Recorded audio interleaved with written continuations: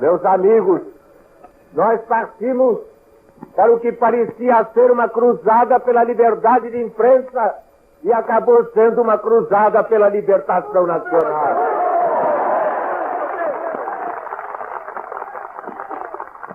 E isso não se deu por acaso. É que quando se quer envenenar uma nação, começa por envenenar as fontes do conhecimento público. Começa por envenenar as fontes de informação, sem as quais o povo não sabe o que se passa, ou pior ainda, só sabe errado aquilo que se passa certo. É através da corrupção da imprensa, é através da intimidação da imprensa que se acaba por corromper e intimidar a própria opinião do povo. O que se montou no Brasil não foi apenas um negócio para um grupo de afiliados do poder. Não foi somente um negócio feito à custa da miséria e do esfomeamento do povo. Foi também um negócio para destruir no povo a confiança na democracia. Foi um negócio feito para fazer o povo descrer de si mesmo, para fazer com que o povo pensasse que de nada valia protestar em praça pública, porque os homens do poder pensariam por ele e por ele agiriam desde o começo até o fim. No entanto, o que se viu foi 1 contra 1 milhão, quer dizer, um homem contra 1 milhão de cruzeiros. Mas fomos logo tantos milhões de homens que não houve cruzeiro suficiente para esconder a revolta do povo.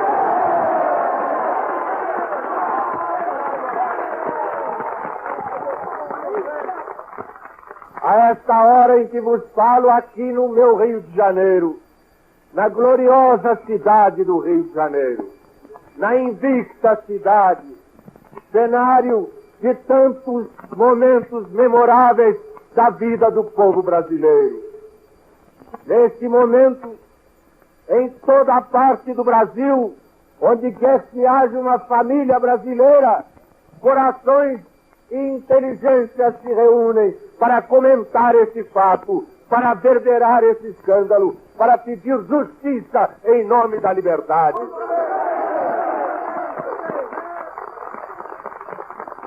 Por mais que a justiça tarde, ela já começou. Agora, aqui nesse palanque, acabo de ter notícia de que amanhã será iniciado o processo de falência da Rádio Clube do Brasil.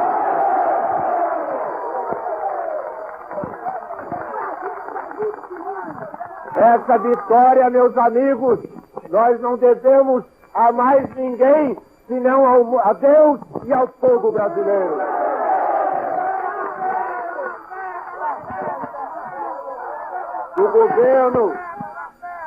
Do governo, finalmente abalado com a notícia dos próprios escândalos que ele alegava ignorar, como se alguém pudesse ignorar o dinheiro que entra pela porta dos fundos dentro da própria casa. Do governo que tivemos foi no Dia da Pátria, o presidente da República chamar-nos a todos nós de caluniadores profissionais, ao mesmo tempo que pela segunda vez e de modo solene e definitivo se comprometeu a punir os corruptos e os corruptores.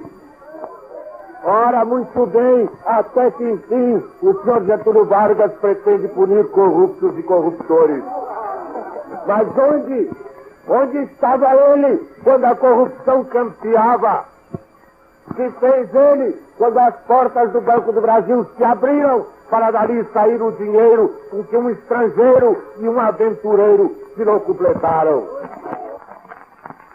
Que ele compreenda que se a maioria relativa dos brasileiros lhe deu um respeitável voto de confiança, já que ele não pode corresponder a essa confiança, corresponda ao menos ao seu sentimento de respeito por si mesmo e não se desrespeite. Nós não queremos desrespeitar no senhor Getúlio Vargas a figura do presidente da República. Para isso é indispensável que ele tire o seu filho dessa sujeira. É indispensável que ele promova imediatamente a punição daqueles que envolveram seu filho nessa sujeira. É indispensável que ele deixe de panos quentes e ele, que não teve escrúpulos para rasgar uma Constituição, rasgue a última hora.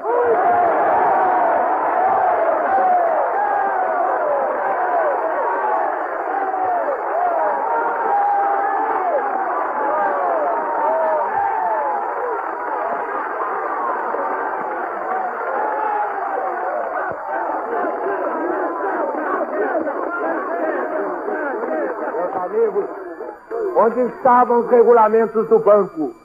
Onde estavam os regimentos e os parágrafos quando o banco despejou 280 milhões na mão de um falido reincidente e de um funcionário que, pelos estatutos, não podia receber dinheiro do banco? Ninguém naquele momento pensou em regulamentos e em estatutos. Ao contrário, se pensou, foi para violá-los. Agora, estão cheios de escrúpulos. O ministro da Fazenda acha que nada mais pode fazer porque os rapazes já pagaram a dívida em atraso. Mas com que dinheiro pagaram essa dívida? Então o Conde Matarazzo vai ter um jornal montado para ele pelo povo brasileiro através do Banco do Brasil. Então o Conde Matarazzo, por 4 milhões de cruzeiros, vai ter um jornal que custou 280 milhões à nação. É essa a situação que se pretende criar nesse momento. É contra isso que eu exerço um dever elementar, um dever que me impus e do qual não me arredo, de alertar a consciência pública.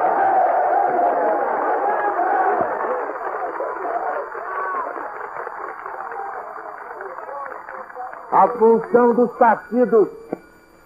função dos partidos políticos não é apenas a de competir nos dias de eleição, é também a de educar-se a si mesmos, educando civicamente o povo, para que ele, o soberano na frase de Sarmiento, aprenda a governar para ser o governante de si mesmo. A União Democrática Nacional do Distrito Federal exerce hoje essa função eminente dos partidos, que é a educação cívica dos seus líderes e dos seus seguidores, através dos comícios na praça pública.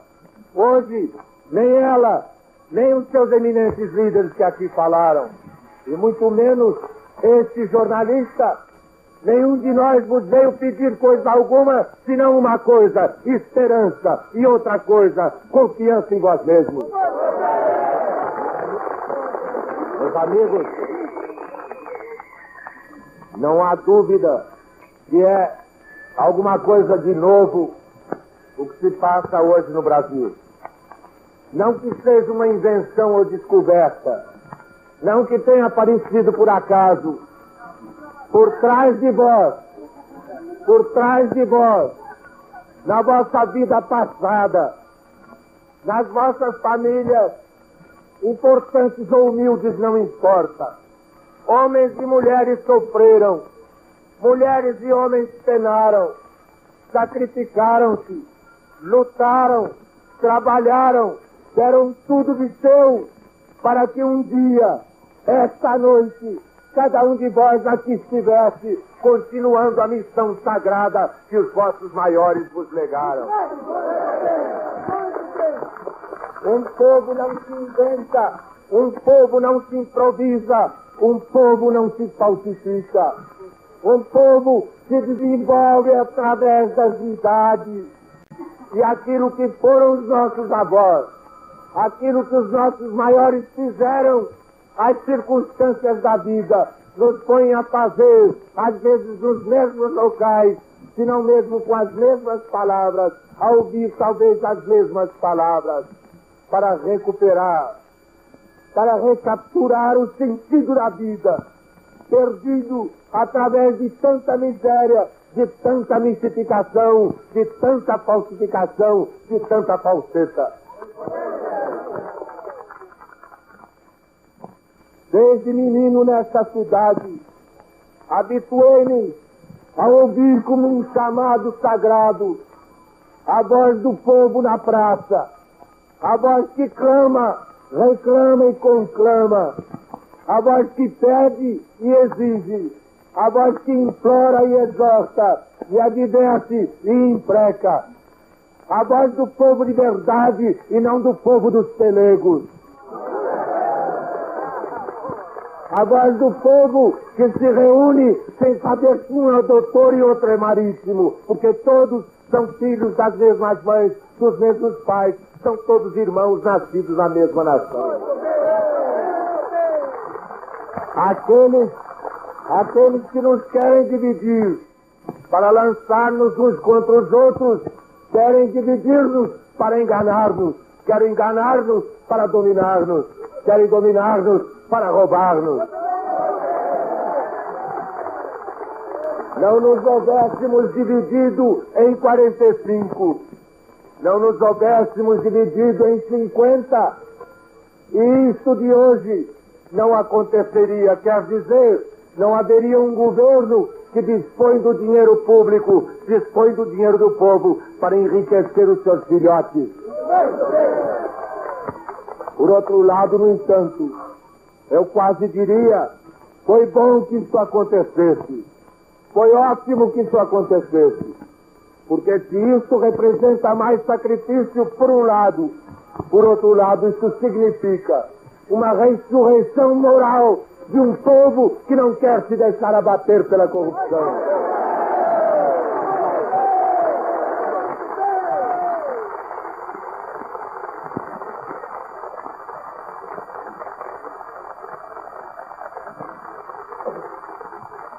Vamos, pois, continuar, meus amigos. Vamos continuar em lições como esta que hoje nos dá aqui a União Democrática Nacional. A de reunir o povo na praça, não só para lhe dizer coisas, senão também para ouvir dele aquele apelo mudo, coletivo, irresistível, que vem das faces que se contemplam, dos olhos que enfrentam os nossos olhos, e que são como mudos apelos para que ninguém dissesse, para que todos compareçam, para que todos estejam sempre presentes. Eu creio compreender o vosso apelo. Eu creio que o nosso compromisso está selado.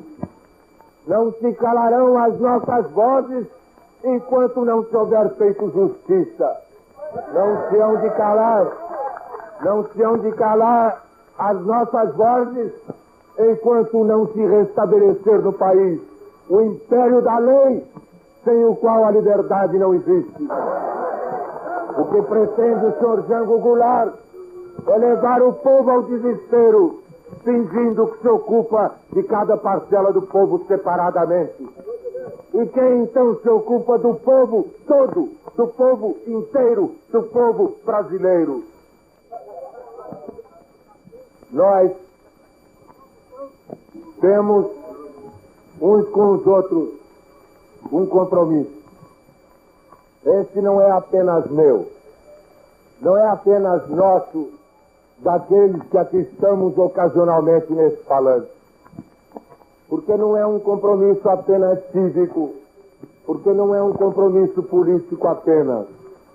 É isto que já é muito, mas é também muito mais do que isso.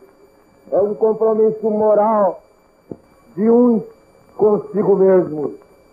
Compromisso de cada um com cada qual.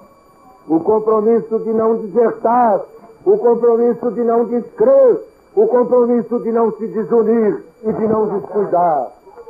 O compromisso de vigiar, o compromisso de se unir, o compromisso de lutar até o fim por todos os meios. Nós sabemos que a luta é longa. As primeiras vitórias, há mais perigo nos primeiros anúncios dos primeiros êxitos do que nos anúncios das derrotas possíveis. E aí a nossa tendência é para considerar que já ganhamos e abandonar a luta no meio. É aí que começa o perigo. É aí que começa a sedução da facilidade. É aí que começam a nos dizer que está tudo encerrado, não se fala mais nisso. Não, há de se falar nisso até o fim.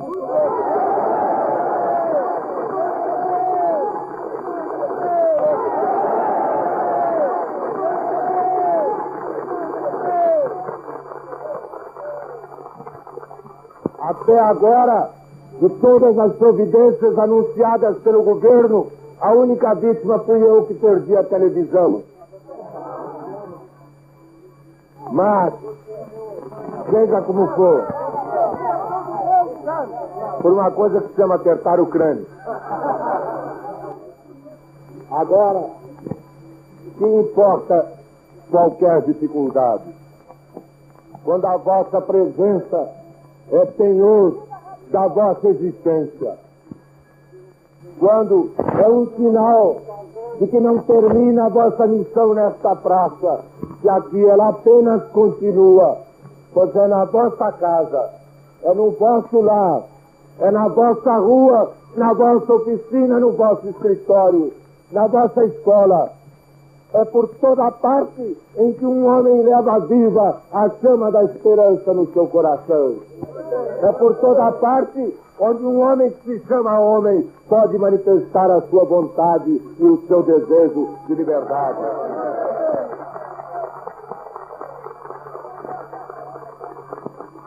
Onde quer que esteja hoje um brasileiro, é preciso que ele transmita essa mensagem de confiança inabalável na justiça final da democracia.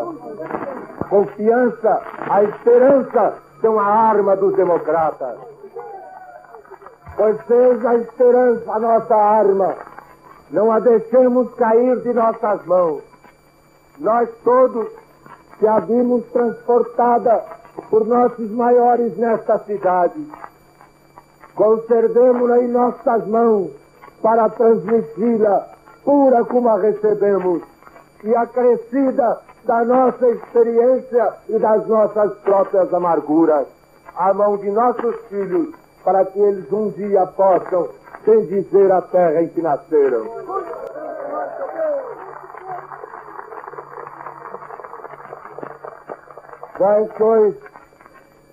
Vós quer dizer cada um de vós, sois a grande esperança desse país.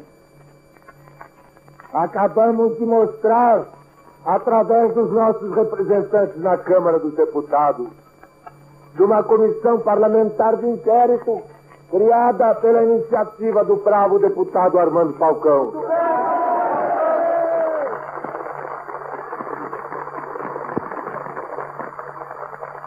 Exalçada em toda a sua significação cívica e política pelo incomparável deputado pela Bahia, Leomar Balieiro.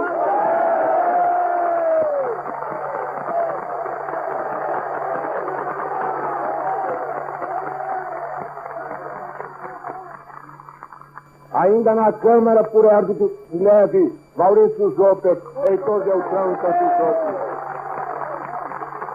E no Senado, pelo professor que se fez político para continuar ensinando desta vez democracia.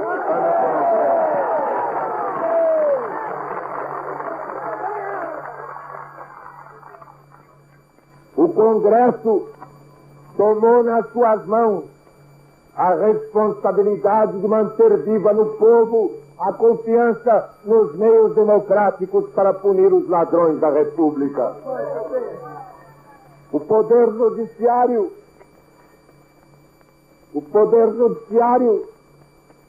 cumpriu galhardamente o seu dever quando chamado ao combate, fazendo justiça ao Poder Legislativo, a fim de que as testemunhas não tivessem, como se pretendia, o direito de calar a verdade, quer dizer, o direito de mentir perante a Câmara.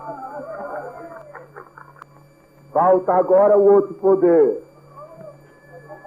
O poder omisso, o poder distraído, mas não tão distraído que despreza o dinheiro do poder e o poder do dinheiro. O poder esquecido O poder que de nada sabe e que nada faz, mas tudo promete. O poder que nesta cidade prometeu a carne a 6 cruzeiros. E depois, como não podia dar a 6 cruzeiros, comeu-a.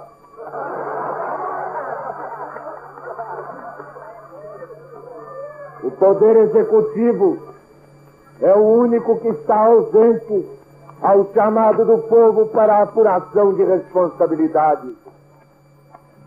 O senhor Getúlio Vargas e o senhor Oswaldo Aranha não pensem que nós fizemos uma campanha para o Banco do Brasil receber 8 milhões de cruzeiros. O Banco do Brasil, que suportou prejuízos imensos com o Jafé e outros, pode perfeitamente suportar mais um pouco para que se salve a liberdade de imprensa no Brasil. Nós não somos cobradores do Banco do Brasil. O que nós cobramos é outra dívida. É uma dívida de honra do senhor Getúlio Vargas.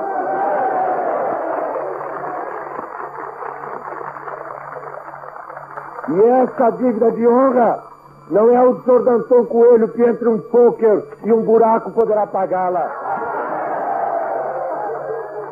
Nem é o senhor Simões Filho, demitido, como disse um orador pelo telefone, internacional ainda por cima.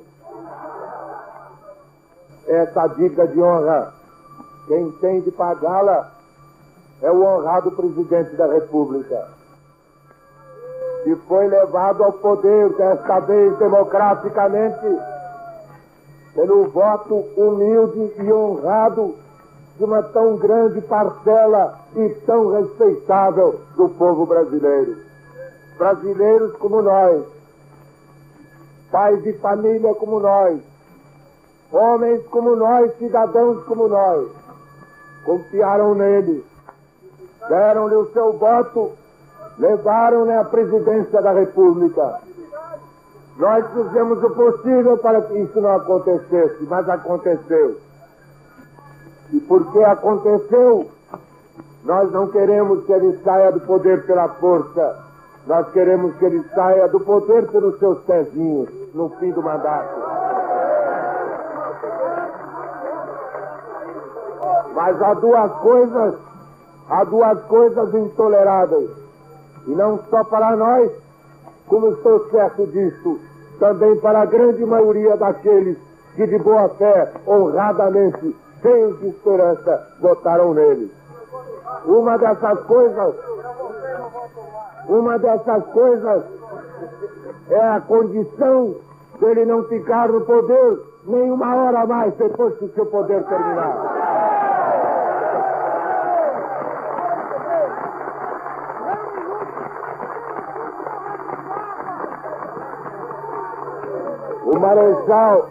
O Marechal Dutra,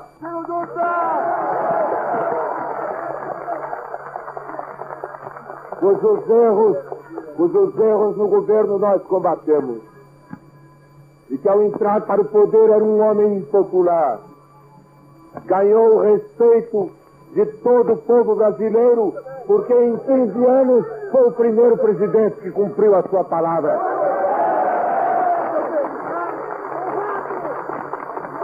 E com isso ganhou o direito, entre todos precioso, de andar pela rua em liberdade, entre o carinho dos seus concidadãos, o respeito dos seus conterrâneos, sem precisar de capanga para guardá-lo.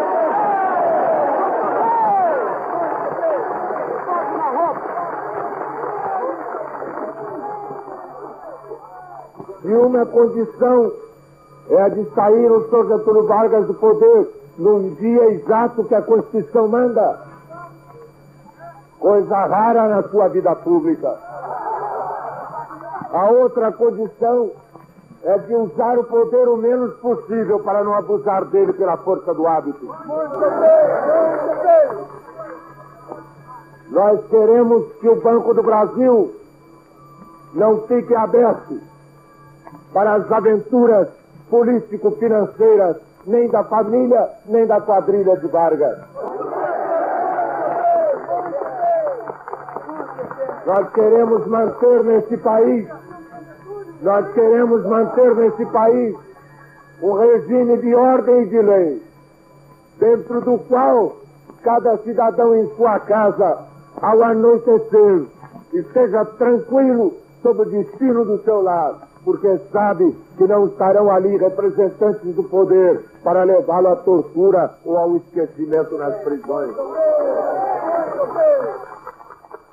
O que nós pleiteamos é que o senhor Getúlio Vargas reponha no país aquele mínimo de confiança que um povo precisa ter no seu chefe de governo, aquele mínimo de respeito que nós não queremos violar, que ao contrário queremos manter para com o presidente da República, quaisquer que sejam as nossas divergências e queixas.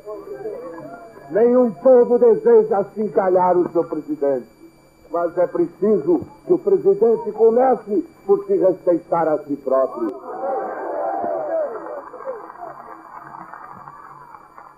Nós queremos o mandato do presidente, mas não o dia do presidente. Nós não queremos o império da adulação pago com o dinheiro do povo que está no Banco do Brasil. Nós não queremos a força mais corruptora do mundo, que não é a do insulto, nem a do dinheiro, é a da lisonja. E ainda mais terrível, a força da lisonja paga com o nosso dinheiro. Nós queremos que esses homens aprendam a nos respeitar para serem respeitados. E que não se veja um presidente da República chamar de caluniadores profissionais aqueles que lhe abrem os olhos para os crimes que ele dizia.